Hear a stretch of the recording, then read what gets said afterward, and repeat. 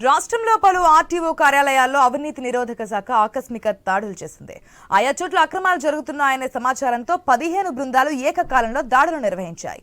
12 RTO కార్యాలయాలతో పాటు 3 తనిఖీ కేంద్రాల్లో సోదాలు నిర్వహించాయి. ఈ సోదాల్లో పలు అక్రమాలు వెలుగు చూడడంతో పాటు సుమారు 2,70,000 రూపాయల నగదును బృందాలు స్వాధీనం చేసుకున్నాయి.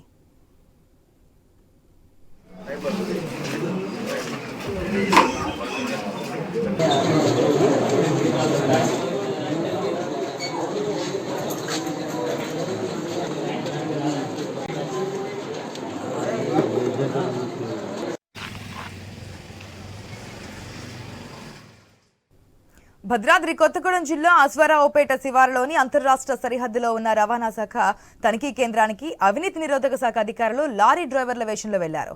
ఏసీబీ అధికారులను గుర్తించని తనిఖీ కేంద్రంలో పనిచేస్తున్న ప్రైవేట్ వ్యక్తులు 12 చక్రాల లారీ అయితే 200 రూపాయలు, 16 చక్రాల లారీకి 400 రూపాయలు, 22 చక్రాల లారీకి 800 రూపాయలు ఇవ్వండి అంటూ మామూళ్లు తీసుకుని రెడ్ హ్యాండెడ్ గా పట్టుబడ్డారు.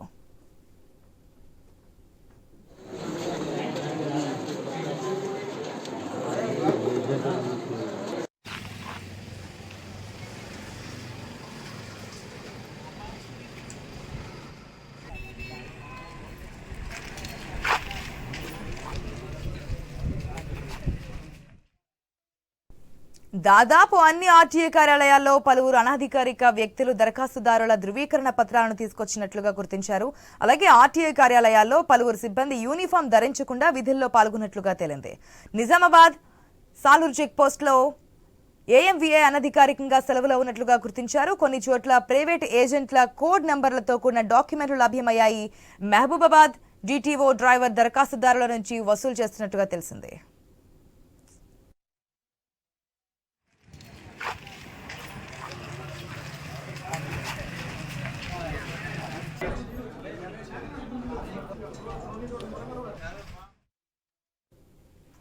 ఆదిలాబాద్ భోరత్ చెక్ పోస్ట్ వద్ద ప్రైవేట్ వ్యక్తులను నియమించి మరీ లారీ డ్రైవర్ల నుంచి వసూళ్లకు పాల్పడుతున్నట్లుగా తేలింది.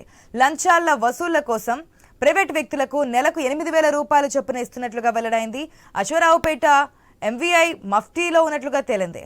ఇక్కడ 7 ప్రైవేట్ వ్యక్తులు వాహనదారుల నుంచి వసూలు చేస్తున్నట్లుగా తేలింది.